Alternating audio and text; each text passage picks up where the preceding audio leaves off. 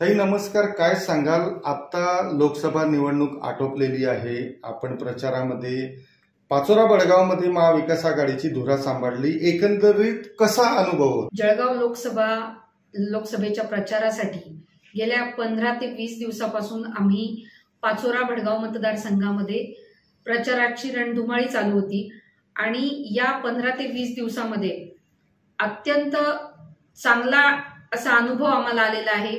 कारण की मतदारांचा जो काही आम्हाला हे असायचं रिस्पॉन्स असायचा तो अतिशय सुंदर रिस्पॉन्स असा होता आणि या 15 ते 20 दिवसामध्ये प्रत्येक घरामध्ये मशाल पोहोचवण्यामध्ये आम्ही यशस्वी झालेलो आहोत. या गेल्या 15 दिवसामध्ये आपण केलेल्या प्रचारामध्ये शिवसेना उद्धव बाळासाहेब ठाकरे पक्षासोबतच महाविकास आघाडीच्या सहकारी पक्षांकडून कसा आपल्याला नेमका प्रतिसाद मिळाला?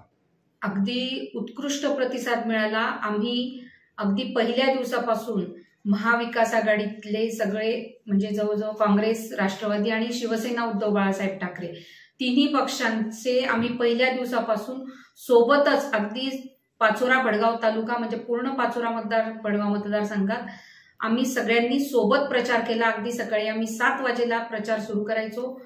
दुपारी 11, 11:30, 12 पर्यंत प्रचार करून आम्ही सगळेजण सोबत जेवण घ्यायचो आणि पुन्हा संध्याकाळी 5 वाजता चालू करायचो. रात्री 10 वाजेपर्यंत आमचा प्रचार चालायचा. अगदी महाविकास आघाडीने आम्ही अगदी वज्रमूठ एकत्र घेऊन ताकदीने आम्ही प्रचार केलेला आहे.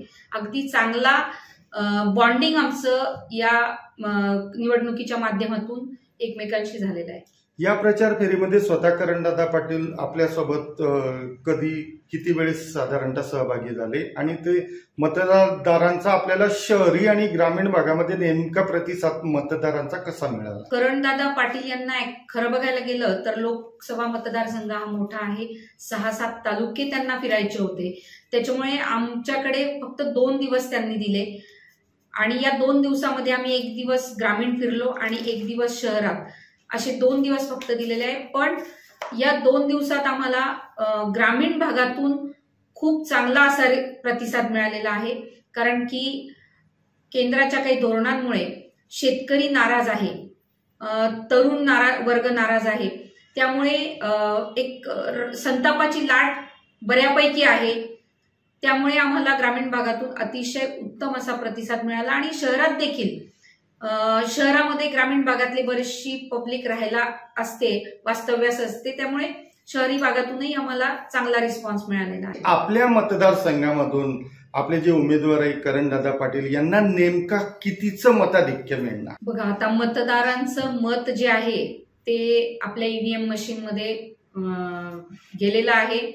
पण या 15 ते 20 दिवसामध्ये जो काही मला असं वाटतं आहे की आम्ही ज्या पद्धतीने मेहनत घेतलेली आहे, ज्या पद्धतीने मशाल घराघरापर्यंत पोहोचायची होती ती पोहोचलेली आहे आणि जो आम्हाला प्रतिसाद मतदारांकडून मिळाला त्यावरून मला असं वाटतंय की 100% करणदादा बाजी मारणारच, यात मला तरी शंका वाटत नाही. आता मला राजकीय अनुभव खूप जरी नसला तरी सुद्धा माझा हा पहिला प्रेडिक्शन आहे की करणदादांना 30 ते 50 हजाराच्या जवळपास लीड मिळू शकतो असा माझा अंदाज आहे. शेवटी आता 4 तारखेला जनता जनार्दन काय करते ते आपल्या सगळ्यांच्या समोर येणार आहे. पण मला आत्मविश्वास आहे की करणदादा हे विजयी होणारच आहे. ताई, सर्वात शेवटी मतदारांचं आपल्या महाविकास आघाडीमधील सहकार्यांबाबत आपण काय सांगाल?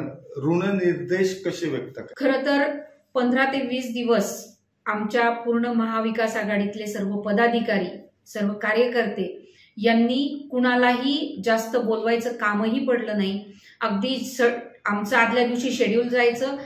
तुम्हाला सांगते, बरोबर सगळे 7 वाजता वेळेवर हजर असायचे आणि सगळ्यांनी उत्साहाने अगदी प्रचार केलेला आहे. सगळ्यांनी प्रचंड मेहनत घेतलेली आहे, परिश्रम घेतलेले आहेत. इतकं ऊन असायचं, ऊन तहान सगळं काहीही न बघता प्रत्येकाने आपलं योगदान दिलेलं आहे. त्यामुळे मी आपल्या माध्यमातून त्या सगळ्यांचं मी मनापासून, हृदयापासून सगळ्यांचे आभार मानते.